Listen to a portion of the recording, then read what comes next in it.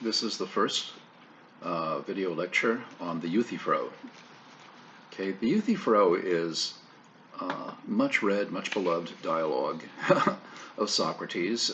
I'm presuming that you have watched the video lecture Socrates, the backstory, and I'll just assume that I don't have to re-explain the things that were in that lecture. But I've seen the Euthyphro used in introductory courses on logic and language, straightforward introduction to philosophy, philosophy of religion, you name it. It is such a rich dialogue. We could study it easily all semester or all year. Pablo Picasso once said that the key to art is knowing what to leave out. So I will definitely leave things out. As always, there could be people who would disagree with some of what I emphasize or how I analyze it, but my presentation will be well within the mainstream of philosophical interpretation. So I'm not going to give you some exotic outlier interpretation of the Euthyphro. I recently taught world religions, and we used part of the Euthyphro in that course as well. Well, okay, you know why Socrates is going to court. He's been accused of impiety and of corrupting the youth of Athens. Euthyphro is at court to prosecute his own father. What is he prosecuting his father for? Well, be careful, particularly if you are in the criminal justice program. Be careful, don't say murder. It's not murder, although the laws about murder, about taking another human life, vary from state to state. It's pretty much commonplace that murder means that you premeditated the killing. You decided to kill someone, you set out to do it, and you did the job. Okay? It's different from manslaughter. Say if two people have an argument, one of them loses his temper, hits the other one, and kills the other one. That could be, depending upon the state, how the law is written. That could be manslaughter. That could be some other degree of homicide. But without premeditation, it's not murder. What he's going to prosecute his father for is what normally would be called, in most places in this country at least, negligent homicide. That is, you should have done something, and the fact that you didn't do it resulted in the death of someone else. So you are responsible, but you did not intend for that person to die. Okay? And it's not something you actually did. It's something that you didn't bother to do that caused the person's death. So it is the norm under Athenian law that if you file charges, you are expected to prosecute those charges. Okay? It's that way for civil law in our own country. If I want to sue someone, I file the suit, and then I have to pursue that suit myself. The state doesn't take over and do it for me. With criminal charges, it's different. If I file criminal charges and the DA decides to indict, then the state takes over and prosecutes. Okay, not so in Athenian law. The attitude, basically, to put it quite simply, was if you don't care enough about what this person did to actually prosecute him, why are you bothering to file charges? Okay? Well, Euthyphro feels that he would himself be stained. He would himself be guilty by omission in the wrongful death of this fellow who died in the ditch. Okay? If he did not do something about it, if he did not do his duty as a citizen and take legal action against his own father. Now, what exactly happened? Two servants got into a fight, one of whom was drunk. The drunk servant killed the other one with a knife, apparently, and Euthyphro then bound the servant who had done the killing, threw him in a ditch, and sent his minions off to find out to Athens to find out from the proper authorities, what should I do with this guy? So clearly he did not intend for the guy to die. He intended for, to do whatever it is that the Athenian officials told him to do. But in the meantime, because nobody was looking after the guy died from neglect, apparently exposure, maybe hunger and thirst, whatever. So either he was dead in the ditch, might have even asphyxiated. But Euthyphro's father didn't bother to make sure that the fellow was safe, even though he was essentially under the care of Euthyphro's father. Now that is negligent homicide, but that is not murder. Okay. Now, Euthyphro has options. He does not feel he has options, but he has options. One, he could go to his father and say, you know what? If you don't go turn yourself in, I'm going to have to turn you in. And that means I will have to prosecute you. Neither of us want that to happen. So you go talk to the authorities. If you tell them what happened, they're going to go easy on you. You know they will. Or he could tell his father, you know what? 2 days from now, I'm going to go to the authorities and report this. If you gather up your coinage and whatever, and you head to Thessaly in the meantime, they're not going to come after you. Or he could have said, look,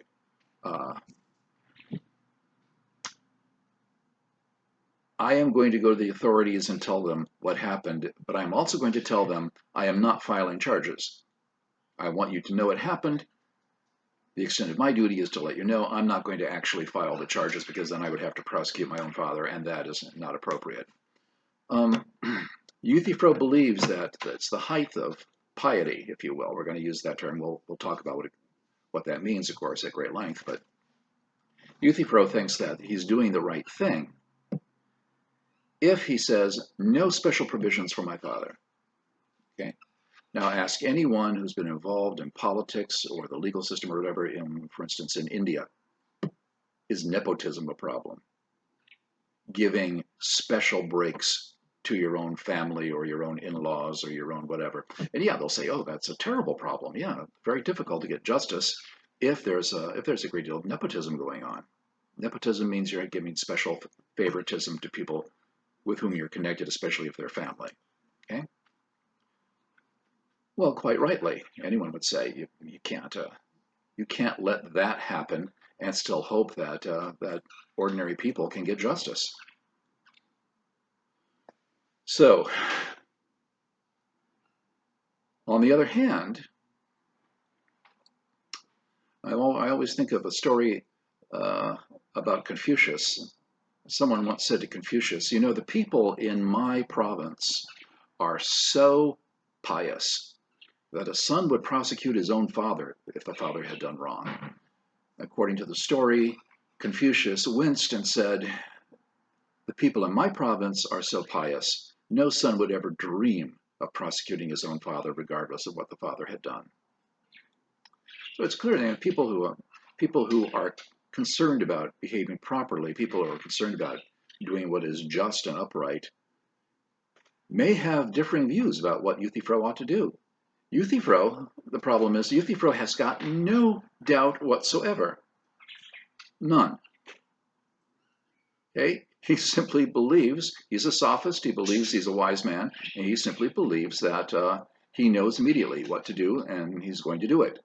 His explanations seem almost perfunctory, like they may have even come after the fact. Like, oh, my father did this, I'm going to prosecute him. Why? Well, for these reasons.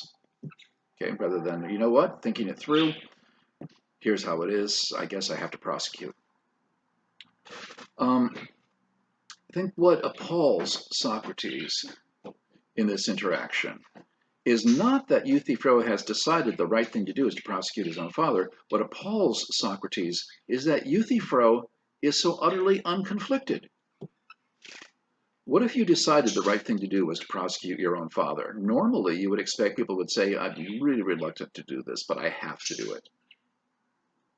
It's the right thing to do. I can't simply give my father special privileges in this way. I have to do it, even though I'd rather not. Breaks my heart to do it, though. Um, that would show that you have both respect and a proper bond with your father and a proper respect for the law and a proper sense of social responsibility. Euthyphro's got not the slightest evidence of any conflict. There's a great short story by the Russian 19th century author Gogol called Taurus Bulba. Taurus Bulba is the great Cossack warrior leader, and the Cossacks are going to fight the Poles.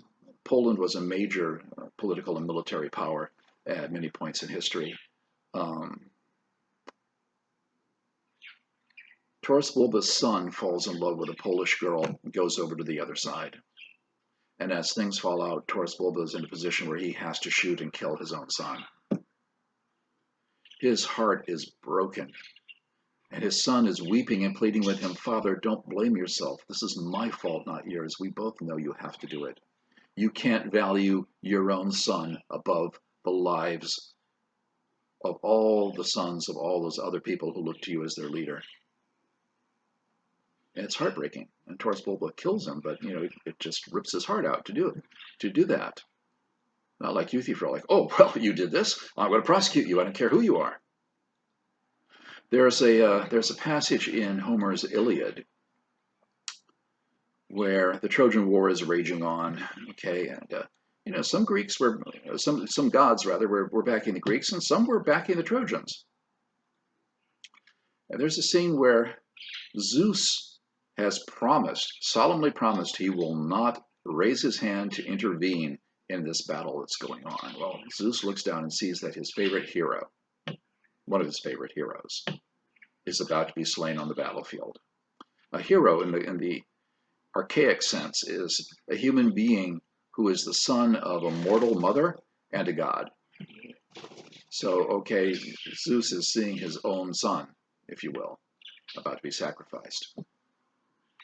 And Homer writes, "And although Zeus wept tears of blood, he would not raise his hand, but instead kept his oath." Hey, the king of the gods won't keep his promises. The king of the gods makes oaths, solemn oaths, and they're worthless. Then what kind of moral state is the universe in? Pretty shabby state, right? That's why traditionally we look to leaders, political leaders and whatever, or people who have leadership roles in society of one kind or another. We look to them to have high standards of personal conduct. Because it's like, well, if even these people can't be trusted, who can be trusted? Of course, in contemporary times, many people might say they are the people we trust least. And abuse of power is probably so commonplace, it's not even a surprise. Well, okay, the situation then. The point of all this is the situation is not so obvious as it's not black and white as a first reading might suggest, and certainly not as black and white as Euthyphro seems to think. And notice that Euthyphro, all he says about this crime, basically says the guilt is not in the intention, it's in the outcome. Now, we today would say, you know what, a person's motive, a person's reasons for doing something actually are very important. Okay, nope, broke the rules. Have to pay the price. So, there's a passage in a contemporary novel called Shantaram by Gregory David Roberts, one of my favorite novels that I've read recently. 900 pages, and it's so good that by the time you get to the end, you really wish it wasn't ending. Well, there's a scene where the main character, which is the author himself actually, is talking with one of his mentors. His mentor is a don of the Mumbai Mafia, Mumbai, the financial capital of India. And his Don tells him, his mentor tells him, sometimes you must do the wrong thing, but for the right reasons. And that confuses Shantaram. Shantaram says, I don't understand. Well, for example, is it wrong to kill a man? Of course it's wrong to kill a man. What if that man was threatening to kill your family and you kill him to protect your family? Is it still wrong to kill him? And Shantaram says, no, then it's not wrong to kill him. And as Don says something very interesting, he said, yes, it is still a wrong thing to kill a person. But sometimes you have to do the wrong thing for the right reasons. In other words, yes, this is something, we shouldn't normalize this and say it's okay to do this. It's still something that we should regard as an awful wrong, but sometimes it is justified. Sometimes there are overwhelming reasons why we have to do something that we would normally be considering wrong. Now that's just not an idle segue. We're going to return to that kind of consideration many times in looking at moral strategies. When should we make exceptions? When must we make exceptions? Okay? Well, another bit that I will say for purposes of preamble is Socrates very often said, I note this in your study guide, the study aids that I provided for this lecture. Socrates often said that the excellent action is the action that expedites the good. Well, does that clarify anything? It clarifies what you need to think about. If an action is aimed toward a good, is the target of that action the best that we could aim for?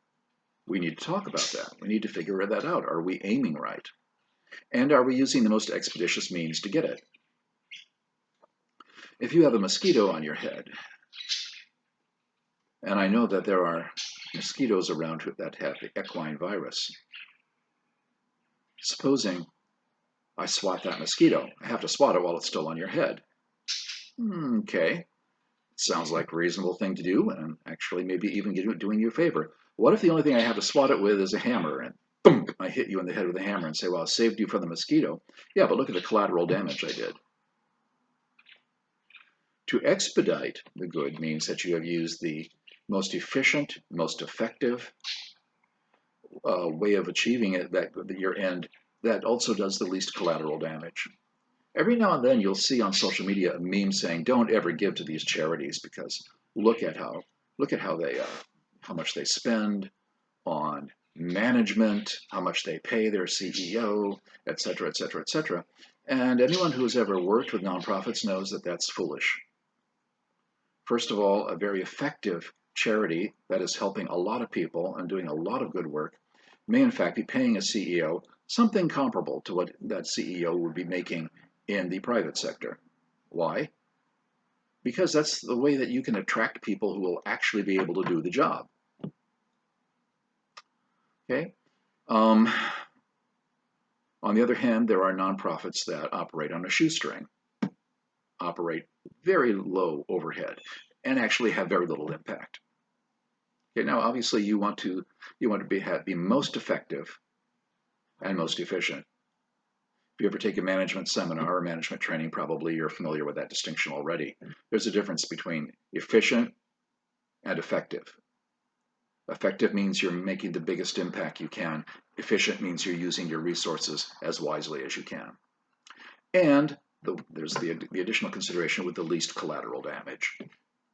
You don't want to do so much harm that it negates any good that you've done. Okay? So, guiding Socrates through both the Euthyphro and the Crito, bubbling away, percolating on the back burner, is this notion that we have to ask ourselves, what good are we trying to achieve, and are we using the most expeditious means to do it? Okay, now, Socrates asks Euthyphro, how can you be so sure that you're doing the right thing? There would be many people who would say just the opposite, that you are doing the opposite of the right thing. And Euthyphro says, well, who cares what they think? Okay, Socrates might say that on occasion himself, but not without giving a fair hearing to that point of view, to their point of view. What I'm doing, says Euthyphro, is what piety demands. Socrates now goes into full tilt irony mode. Soren Kierkegaard, the 19th century existentialist philosopher, said that Socrates was one of the greatest masters of irony in all of Western literature. And certainly many people see him that way. Irony means that you are illustrating a point by saying the opposite. It's not the same as sarcasm. Sarcasm is meant to insult. Sarcasm is meant to, sometimes to hurt feelings. Irony is meant to illustrate something and by high contrast. Okay. Well, Socrates goes into full irony mode here and says, piety? Now, depending upon your translation, it may say holiness or something else. Traditional translation would be piety. I'll just use the term piety for simplicity's sake. Don't be confused if your translation says holiness. Okay. All right. So I've been charged, says Socrates, with impiety. I'm going to be tried for impiety. If you, Euthyphro, understand piety so well that you'll do this radical thing, prosecute your own father, you must have a perfect understanding. So teach me. Come on, Euthyphro, teach me. If you know so well what piety is, that you're willing to use that as your understanding as the basis for your action in this case, teach it to me. Then I'll either go into court and I'll say, ha ha, you said I was impious, but my friend Euthyphro, who understands these matters perfectly, has taught me what piety is. And now I can prove I'm not being impious. Or if it turns out I was being impious, I'll just go in and say, I'm sorry, I didn't understand I was being impious, but my friend Euthyphro, who understands these things perfectly, has taught me what piety is. And now that I know I was being impious, I apologize and I promise I'll never do it again. So come on, Euthyphro, what do you got? Now, wouldn't you in that situation be just a little bit embarrassed? Say, well, I've got my reasons and I'll explain them to you, but I don't think my understanding is perfect. No, not Euthyphro. It's, oh yes, of course, I do understand these things perfectly. Because I have a connection to the divine, special channel to the divine. Just like you do, Socrates. They mock us both for it.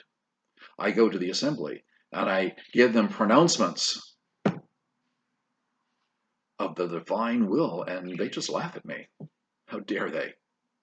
Well, what he means in saying just like you do, Socrates, you have a divine sign. The so-called divine sign of Socrates, basically, Socrates would sometimes just simply disengage and think things through. And people have speculated that he was epileptic or something, having a petit mal.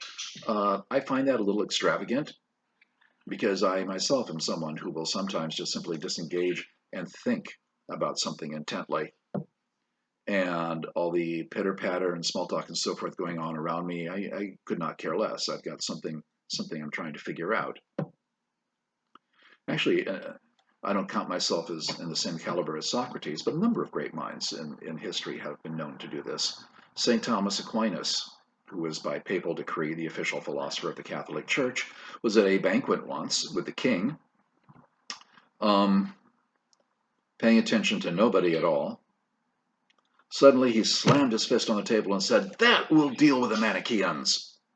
While everybody else was just gabbing, he was figuring out a cogent reply, he thought, to a particularly annoying heresy. The king's response was not, "Wow, he must be having a seizure," or something wrong with that guy. The king's response was, "Please bring Brother Aquinas paper and pen and ink so that he may set down immediately his thoughts." Okay? So, I don't know, you interpret it as you will. Socrates certainly did not say, "I am capable of making prophecies." Euthyphro does not get the distinction here. So, gee, Euthyphro, what is piety? Now understand, this is not just simply some sort of intellectual curiosity. This is not some sort of obsession with some semantic distinctions. This is a matter of you have an understanding of piety that is your basis for doing something pretty radical. You better have a clear idea of what you mean by saying something is pious. What I want to know is what you mean when you say something is pious. Explain yourself to me. Explain this principle that you see yourself as acting upon. Well, says Euthyphro, piety is doing what I'm doing right now, prosecuting wrongdoers. All the gods believe that you should prosecute wrongdoers, even if it's your own father. And then he cites, Euthyphro cites a traditional story. I'm just going to call it a story about the gods, rather than holy myth or whatever, because I don't, there's a whole nest of other issues we could get into if this was philosophy of religion. But okay, so the story about the gods, what's going on? Zeus finds that Kronos, the Titan, father of the gods, is devouring his own children. So Zeus castrates and imprisons Kronos. Okay, so you see, you have to punish wrongdoers even if they are your own, even if it's your own father. Well, okay, there's so many layers of meaning here that just going right over Euthyphro's head. Chronos. What's a chronology? What's a chronograph? What's a... time. Chronos is time. That which is born of time is devoured by time.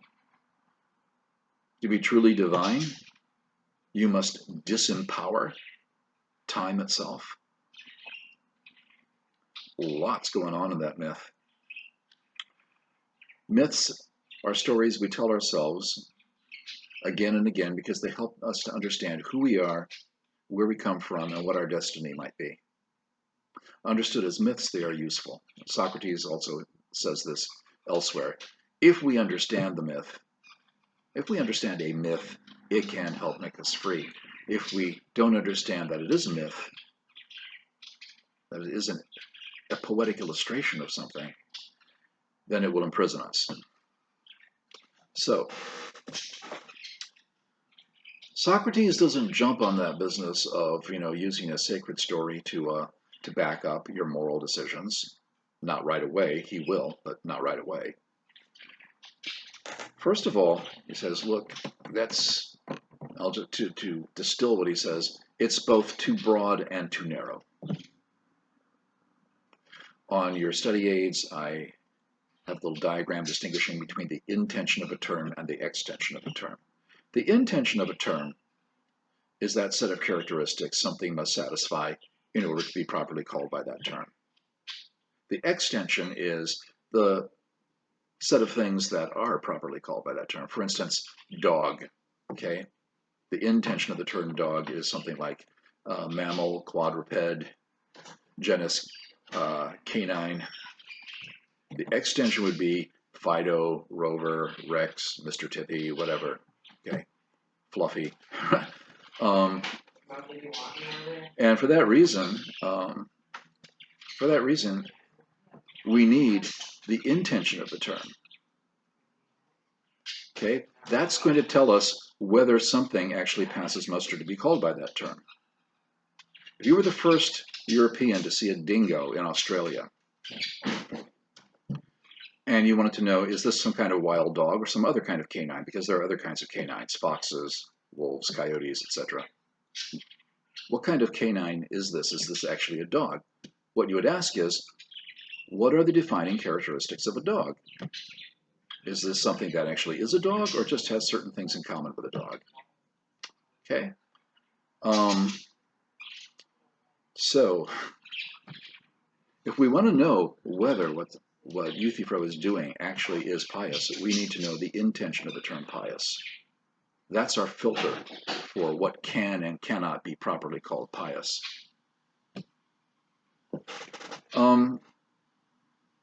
Defining things by example is very dangerous because, first of all, how do you know that's really an example if you don't know what the qualifying characteristics are? Okay, you're begging the question, you're presuming that whatever you're naming is supposed to be on that list. Also, you never know if you're paying attention to the right characteristics when you try to define by extension, by example. For instance, supposing someone who doesn't speak English is being hosted by someone who does speak English, and that the person who speaks English is trying to show what the term furniture means. So he pats on the desk, furniture, pats on the chair, furniture, pats on the table, furniture. And the non-English speaker said, it's like catching on. That night they go to a club, they hear a band. The band includes a conga player. When the conga player starts in, the non-English speaker says, furniture. Why? Because every time you said furniture, you were tapping on something. You get the point. You don't. If you define by example, you don't know at that point why that is an example of the term. You don't even know whether it is properly considered an example of the term.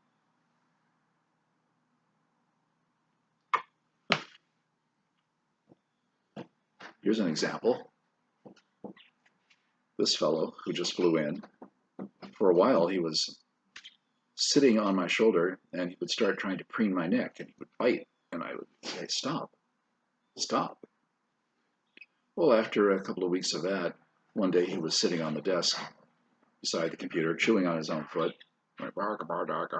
Stop. Stop.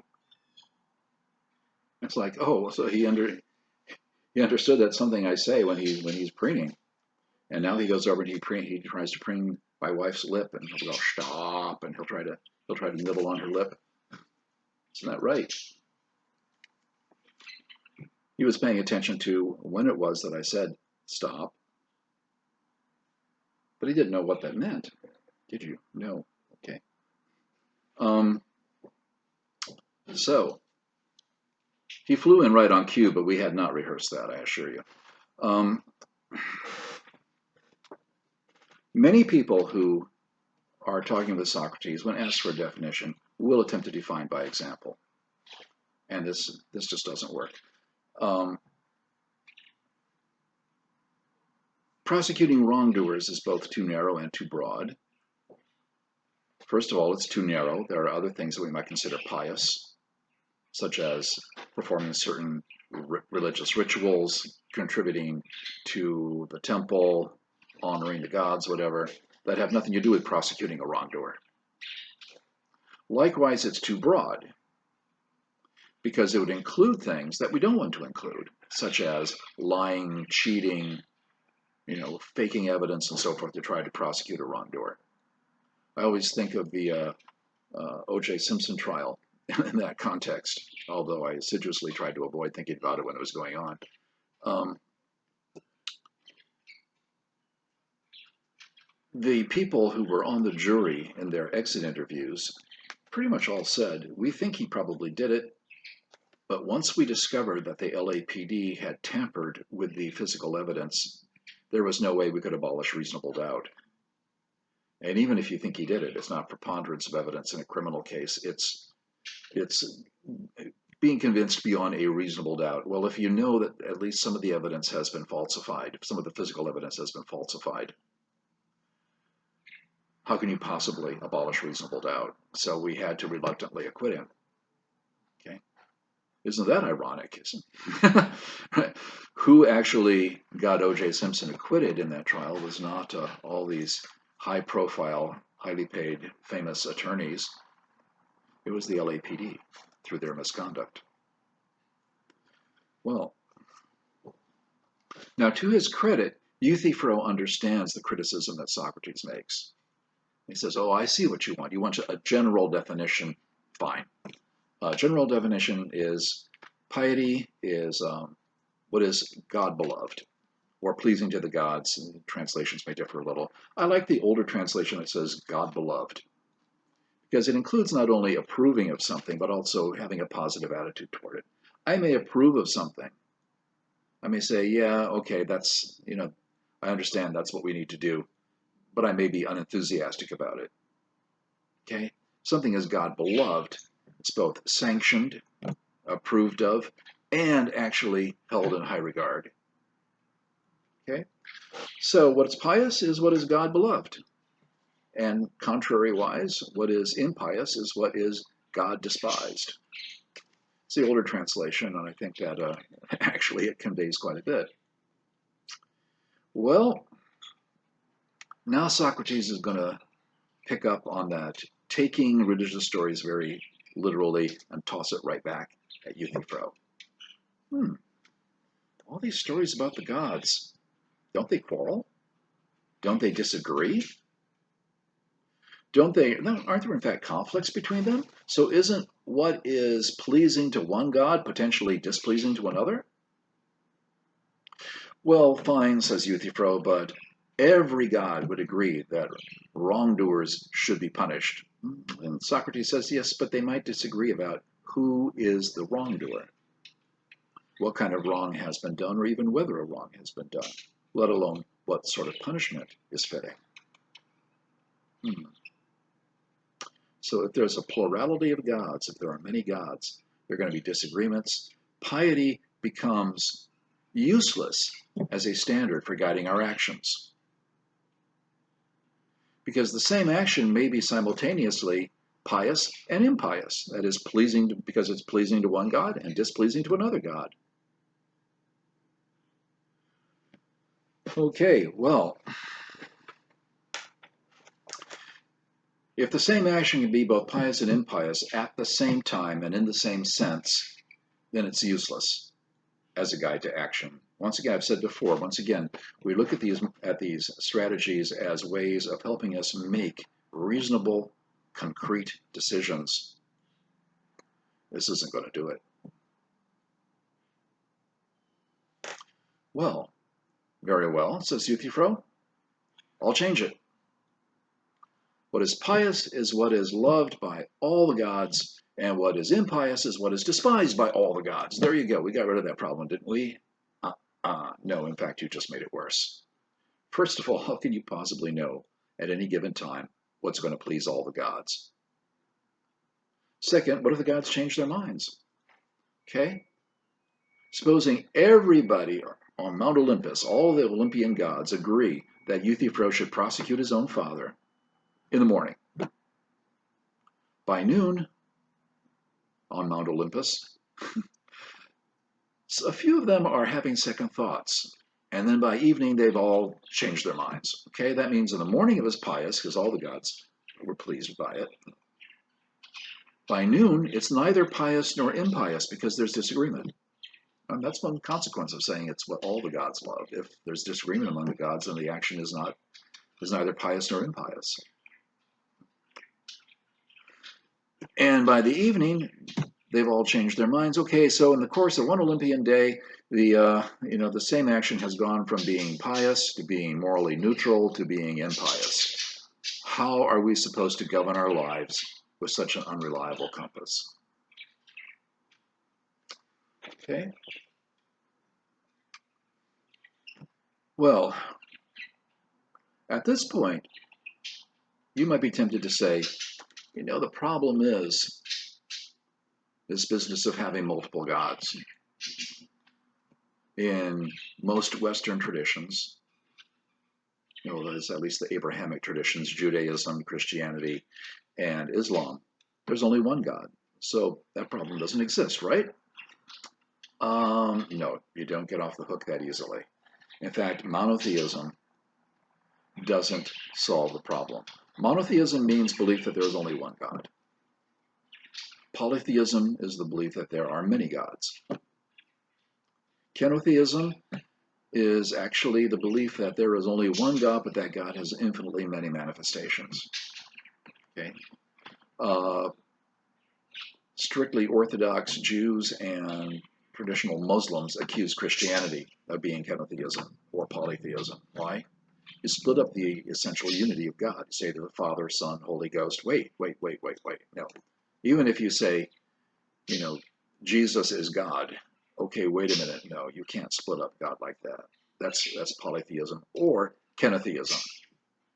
Okay. Christian missionaries had this problem sometimes when they went to India to try to spread Christianity, because if there's any clearly kenotheistic tradition in the world, it's Hinduism, right? God loved the world so much that for the sake of humanity, he became fully human. Jesus was fully human and fully God.